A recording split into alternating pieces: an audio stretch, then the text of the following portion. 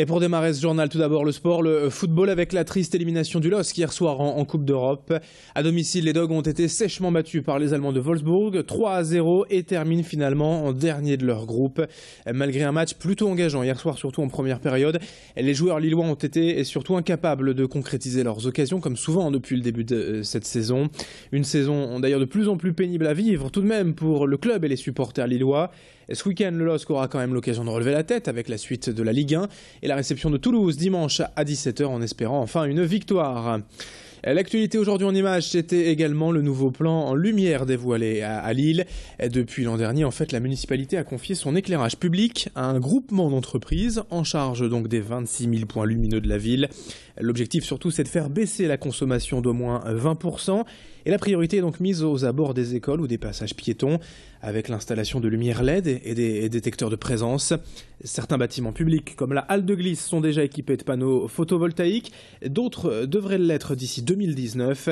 Le travail va être mené également dans le parc de la Citadelle avec un éclairage repensé, une trame noire pour ne pas gêner les petites bêtes, les espèces animales vivant ici. Écoutez le détail de ce plan lumière au micro d'Alexandra Gossin.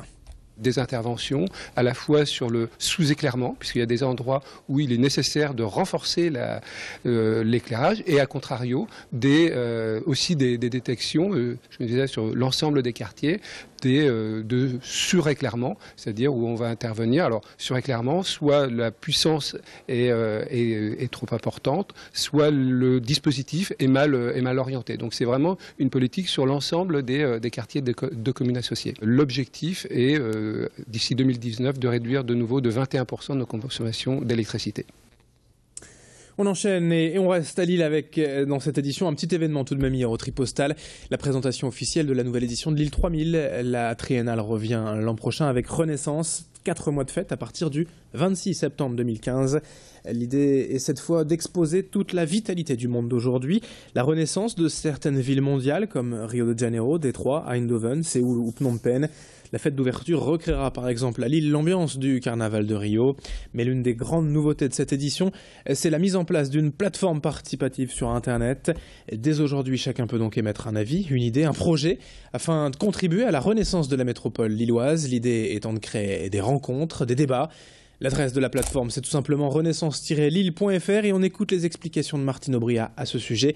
Elle est au micro de Fanny Bourdi. Ma conviction, c'est que ce nouveau monde, on ne va pas rapiécer le modèle d'hier, on a vu où il nous amenait. Ce nouveau monde, il est déjà là et les nouvelles technologies, le numérique nous permettent aussi de l'accroître rapidement. Et donc je souhaite qu'on puisse mettre en valeur aussi bien des citoyens qui sont dans cette renaissance, dans ce lien social, des associations, des entreprises.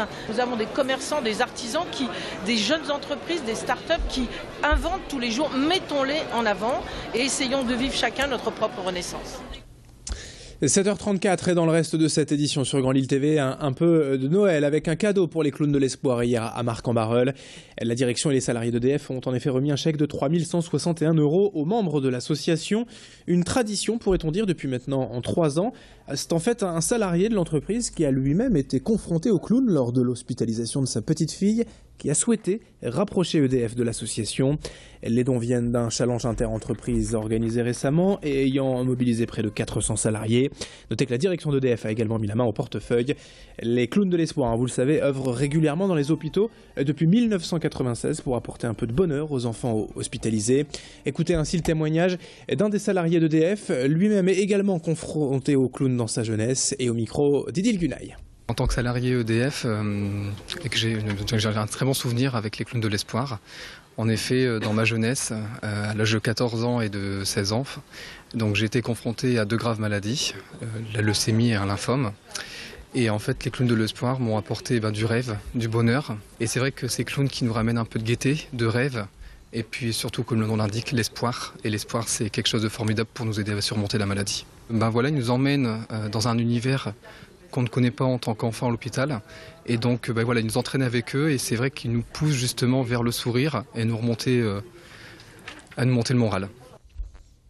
Et puis on va terminer ce journal avec le programme sport du week-end. Tout à l'heure, vers 11h, notre consultant spécialiste Guillaume Vanderschag sera avec nous pour détailler ce programme. Mais notez tout de même, outre le football et la Ligue 1, la réception de Toulouse pour le LOSC dimanche à 17h. Il y a du basket féminin ce week-end dans la métropole lilloise. Le SBV à Villeneuve-d'Ascq accueille Tarbes demain samedi à 20h.